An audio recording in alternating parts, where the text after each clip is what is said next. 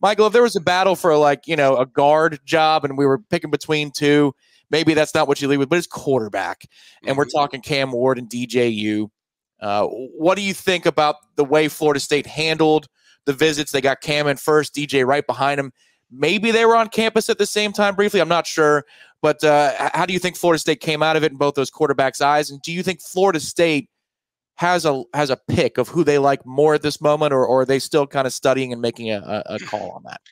Yeah, I think they handled it phenomenal. I was like thinking, like, how are they gonna do this? Like when I first heard they were, both visiting, and they did it about as poetic as you could do it. Cam got there, around Thursday, and then did the visit, did all the meet visit on Friday, and then he was gone by really really early in the morning on Saturday. I want to say around 3 a.m. And then DJ comes in there. He got there Friday night. Maybe some overlapping as far as maybe dinners and stuff like that. But overall, I think it was just perfectly executed. And two, I think the main thing is when you're hosting two guys like that, you have to make sure all of them are getting the priority time. With whether it's tow cards, whether it's Norvell, and they did an excellent job of making sure each one of them, felt like, hey, we need you, like you're a priority to our program. And both of them, my takeaway from both of them was phenomenal guys. Phenomenal guys. Of if you put these guys in the locker room, the quarterback, in my opinion, is always the most pivotal player on the team, because he has the ball. He's the only guy on the field that has the ball in his hands every play, or basically every play. So I like to see body language of stuff that I look for. Matt talked to Cam, and he sounded really good. And then obviously I got up with DJ today, and I was blown away of just his calm demeanor, and to just it's really impressive when you have a guy that played at Clemson, and I know he plays at Oregon State now, but and now in the portal, but the way he praised Jordan Travis was extremely impressive. It wasn't just like, yeah, this guy is good. It was kind of like he's done so much for Florida State. He understands that. So a guy that potentially could be coming into your program, understanding the value of a Jordan Travis and the value of what he's done for this program the last 3 years is, I think, a big deal to me. As far as a priority, I mean, I just got a sense like, this is just me, guys. It's not me getting intel. It's more so my opinion of, I feel like Cam Ward is the guy, that if I was picking one that I think they would prefer. I haven't heard that. I'm just, like I said, it's just my opinion. But I think they would love either one. Like, I think just the body language of stuff that DJ said, since it felt like more like I'm sold on it and they're sold on me, and but it wasn't like, I don't know, the push that I felt when Matt interviewed Cam. So it's close, but that's kind of my feeling of just coming out of the interviews. Like I said, I think they wouldn't be visiting if FSU wasn't really high on both of them. And I think they're really high on both. But I listened to Ira and what he said, and a lot of what he said makes a lot of sense. If you sense like the offense, the calmness of what they run, ball protection, as you mentioned, 14 turnovers for Cam, that's a concern. And two, as a couple of friends of mine say, DJ's basically a war horse. When you look at him, he's massive, big.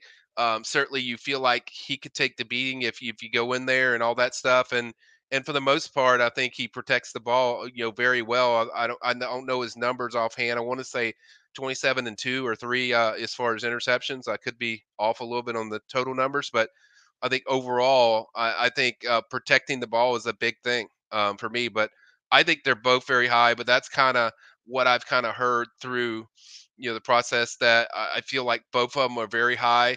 And it's one where we felt like DJ early on was the guy, and then there started buzz with about Cam as well. I think, and I've said this with you before when I was on here, I think Cam is the more dynamic one, also one that can probably turn the ball over a little bit more. The other one, so it's kind of like juggling, which one is the best fit overall of, hey, this guy can do everything we want, so let's roll with him. So I don't think there's like a definitive we're going after this guy, but I that's just kind of the body language I got from the interviews and just throughout the weekend of just if I was picking one that I think they would push a little bit harder, it would be Cam, but it's close.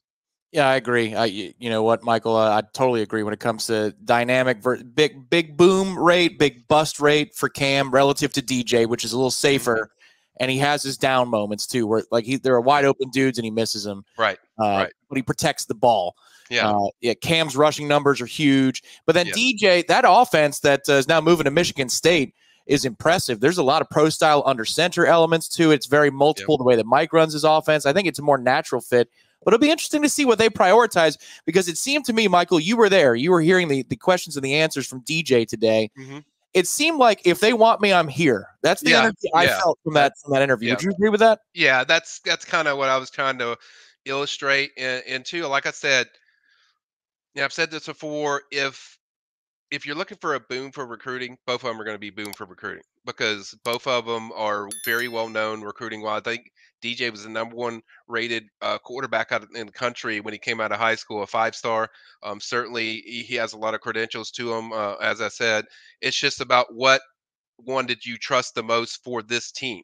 That's the thing people forget. Is like it's not what they did for their other team. It's not what Cam Ward did for Washington State. It's not what DJ did for Oregon State. It's does this guy fit what the players we have now? Now Mike can organize, and Mike's shown, and I think that's why Cam is so very interested in FSU because he's shown the ability to adjust to a guy that's maybe not the typical Mike Norvell quarterback. If you look at the history of a guy just really electric and runs around, I think most of his quarterbacks are mobile, but they, pass first guys. So, and Jordan wasn't that when he first got him. They had to develop that with Jordan with his passing. So, I think that also was heavy intrigue with Cam of how they utilized that they were able to develop him and I think that's a big part. But I think it's too like the calming demeanor is also another thing that I really like just when I'm around DJ. So it's going to be an interesting decision of what they do, and